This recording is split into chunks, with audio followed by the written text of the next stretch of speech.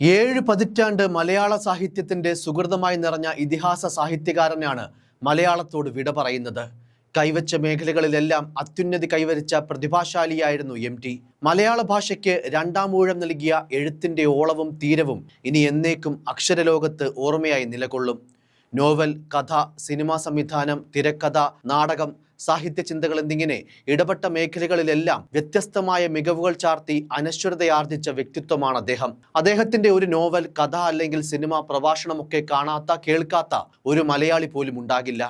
മലയാള ഭാഷയെയും സംസ്കാരത്തെയും അത്രമേൽ സ്നേഹിക്കുമ്പോഴും ലോക സാഹിത്യത്തെക്കുറിച്ച് അപാരമായ അറിവും ആഴത്തിലുള്ള വായനയും അദ്ദേഹത്തിന്റെ സർഗവ്യാപാരത്തെ വിശാലമാക്കി. തർജ്ജമ ചെയ്യപ്പെട്ട അദ്ദേഹത്തിന്റെ കൃതികൾക്ക് വിവിധ ഭാഷകളിൽ വായനക്കാരും ആരാധകരും ഉണ്ടായി. രോഗശയ്യയിലാവുന്നതുവരെ പൊതുരംഗങ്ങളിൽ സജീവത തുടർന്നു. തിരൂർ തുഞ്ചൻ സ്മാരക ട്രസ്റ്റ് ചെയർമാനായിരുന്നു. തുഞ്ചൻ ഉത്സവം ജനകീയമാക്കുന്നതിലും സ്മാരകം യാഥാർത്ഥ്യമാക്കുന്നതിലും മുൻനിരയിൽ പ്രവർത്തിച്ചു. രാജ്യത്തെ ഉന്നത സാഹിത്യ ബഹുമതിയായ ജ്ഞാനപീഠം, പത്മഭൂഷൺ പുരസ്കാരം, കേരള സർക്കാരിന്റെ പരമോന്നത പുരസ്കാരമായ കേരള ജ്യോതി, ജെ.സി. ഡാനിയൽ പുരസ്കാരം, എഴുത്തച്ഛൻ പുരസ്കാരങ്ങൾ തുടങ്ങി 200-ലധികം ബഹുമതികൾ ലഭിച്ചിട്ടുണ്ട്. കേന്ദ്ര കേരള സാഹിത്യ അക്കാദമി അവാർഡുകൾ നേടിയ എം.ടിക്ക് ചെറുകഥയ്ക്കും നോവലിനും നാടകത്തിനും കേരള സാഹിത്യ അക്കാദമി അവാർഡ് ലഭിച്ചു.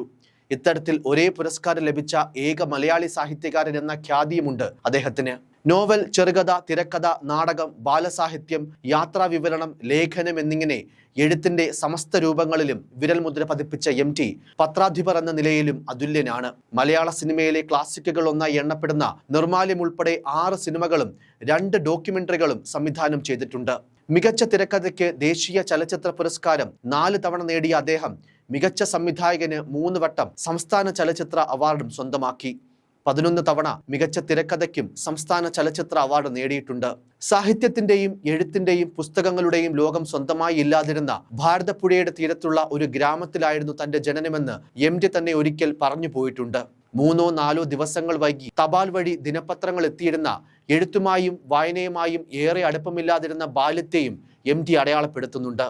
അന്ന് തൃശ്ശൂരിൽ പഠിച്ചുകൊണ്ടിരുന്ന സഹോദരൻ പുസ്തകങ്ങൾ കൊണ്ടുവന്നിരുന്നതും പലപ്പോഴും അവ ഭാഗികമായി വായിക്കാറുണ്ടായിരുന്നതും മാത്രമായിരുന്നു വായനയുമായി ഉണ്ടായിരുന്ന ബന്ധമെന്നും എം.ടി. ഓർമ്മിക്കുന്നു. ഇതല്ലാതെ സാഹിത്യത്തോട് ഒരടുപ്പവും ചെറുപ്പത്തിൽ ഇല്ലായിരുന്നുവെന്നതും ഡോക്ടർ സുധാ ഗോപാലകൃഷ്ണൻ നൽകിയ ഒരു അഭിമുഖത്തിൽ എം.ടി. ഓർമ്മിച്ചെടുക്കുന്നുണ്ട്. വായനയുടെയും എഴുത്തിന്റെയും ലോകത്തേക്ക് എത്തപ്പെട്ടതിന്റെ നാൾവഴികൾ എം.ടി. ആ അഭിമുഖത്തിൽ അനുസ്മരിക്കുന്നുണ്ട്. ഹൈസ്കൂളിലെത്തിയപ്പോൾ ഗൗരവമായ വായന ആരംഭിച്ച കാലത്തെയും എം.ടി. അടയാളപ്പെടുത്തുന്നുണ്ട്. അക്കാലത്ത് കയ്യിൽ കിട്ടുന്നതെല്ലാം വായിക്കാൻ തുടങ്ങി. കഥകളും നോവലുകളും അടക്കം സ്കൂൾ ലൈബ്രറിയിലും സമീപത്തെ വീടുകളിൽ ലഭിച്ചിരുന്ന പുസ്തകങ്ങളൊക്കെ ഈ നിലയിൽ വായിക്കാൻ ആരംഭിച്ചു.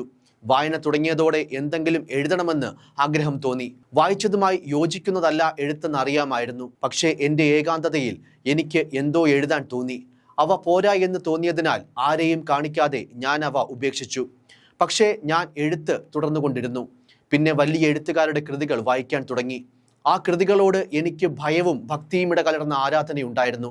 കവി അക്കിത്തം അച്യുതൻ നമ്പൂതിരി എൻ്റെ സ്കൂളിനടുത്താണ് താമസിച്ചിരുന്നത്. അദ്ദേഹത്തിൻ്റെ വീട്ടിൽ പുസ്തകങ്ങൾ ഉണ്ടായിരുന്നു.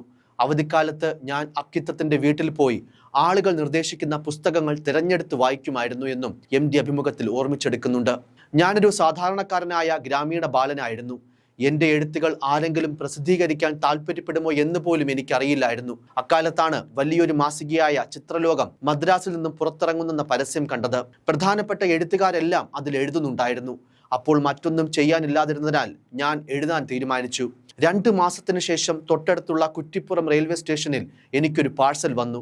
അത് വാങ്ങാൻ ആരെയെങ്കിലും അയക്കണമെന്നാവശ്യപ്പെട്ടു. അത് മാസികയായിരുന്നു. ഞാൻ അയച്ച 3 കൃതികളും അതിൽ അച്ചടിച്ച് വന്നിട്ടുണ്ടായിരുന്നു. അതായിരുന്നു എം.ടി. എന്ന സാഹിത്യകാരൻ്റെതായി ആദ്യം പുറത്തു വന്ന രചന. 1960-കളിലാണ് എം.ടി. സിനിമാ ലോകത്തേക്ക് പ്രവേശിക്കുന്നത്. മുറപ്പെണ്ണ്, ഇരുട്ടിൻ്റെ ആത്മാവ്, കുട്ടിയേട്ടത്തി, നിർമാല്യം തുടങ്ങിയവയാണ് ആദ്യ ചിത്രങ്ങൾ. ഇടവഴിയിലെ പൂച്ച, മിണ്ടാപ്പൂച്ച, ഓപ്പോൾ, വിൽക്കാനുണ്ട് സ്വപ്നങ്ങൾ, വളർത്തുമൃഗങ്ങൾ, തൃഷ്ണ, വാരിക്കുഴി, ഉയരങ്ങളിൽ, മഞ്ഞ്, ആൾക്കൂട്ടത്തിൽ തനിയെ, അടിയൊഴുക്കുകൾ, പഞ്ചാഗ്നി, നക്ഷത്രങ്ങൾ, എന്ന് സ്വന്തം ജാനകിക്കുട്ടി, താഴ്വാരം, ഋതുഭേദം, ഉത്തരം, പെരുന്തച്ഛൻ, പരിണയം, സുഹൃതം, സതയം എന്നിങ്ങനെ ആസ്വാദക ലോകം നെഞ്ചേറ്റിയ ചലച്ചിത്രങ്ങൾ മലയാളത്തിന് സമ്മാനിച്ചു. 4 കെട്ട്, അസുരവിത്ത്, മഞ്ഞ്, കാലം, വിലാപയാത്ര, രണ്ടാമൂഴം, വാരണാസി എന്നിവയാണ് ഏറ്റവും ശ്രദ്ധേയമായ നോവലുകൾ. ആദ്യമായി പുസ്തക രൂപത്തിൽ പ്രസിദ്ധീകരിച്ച നോവൽ 4 കെട്ടാണ്. 1958-ലായിരുന്നു ഇത്. ആദ്യ നോവലിന് തന്നെ കേരള സാഹിത്യ അക്കാദമി പുരസ്കാരം ലഭിച്ചു. പാലക്കാടൻ ഗ്രാമമായ കൂടല്ലൂരിൽ 1933 ജൂലൈ 15-നാണ് അദ്ദേഹത്തിന്റെ ജനനം. മാടത്ത് തെക്കേപ്പാട്ട് വാസുദേവൻ എന്നാണ് MTയുടെ മുഴുവൻ പേര്. ഹൃദ്രോഗവും ശ്വാസതടസ്സവും അനുഭവപ്പെട്ടതിനെ തുടർന്ന് 11 ദിവസമായി MT വാസുദേവൻ നായർ ആശുപത്രിയിൽ കഴിയുകയായിരുന്നു. 91 വയസ്സായിരുന്നു മരണപ്പെടുമ്പോൾ അദ്ദേഹത്തിന്റെ പ്രായം. നവതിയുടെ നിറവിൽ അക്ഷരസൂര്യനായി ജ്വലിച്ചു നിൽക്കവേ തന്നെയായിരുന്നു മടക്കവും. ചികിത്സയിലിരിക്കെ കഴിഞ്ഞ ദിവസം ഹൃദയാഘാതം ഉണ്ടായതാണ് ആരോഗ്യനില വഷളാക്കിയത്. പിന്നീട് കിഡ്നിയുടെയും ഹൃദയത്തിന്റെയും പ്രവർത്തനം മന്ദഗതിയിലായതിന് പിന്നാലെയാണ് മരണം സംഭവിച്ചത്. കലാകാരന് മരണമില്ല എന്ന് നമ്മൾ പറയാറുണ്ട്. എന്നാൽ MT എന്ന ഇതിഹാസ സാഹിത്യകാരനെ പറ്റി അങ്ങനെ പറയുമ്പോൾ അതിൽ തെല്ലും അതിശയോക്തിയില്ല. അക്ഷരങ്ങൾ ഉള്ളിടത്തോളം, വായനയും സാഹിത്യവും ഉള്ളിടത്തോളം അനന്തകാലം MTക്ക് മരണമില്ല. മലയാളത്തിന്റെ അക്ഷരഗോപുരത്തിന്, കഥയുടെ പെരുന്തച്ഛന് 1000 ബാഷ്പാഞ്ജലികൾ. News desk, focus news TV.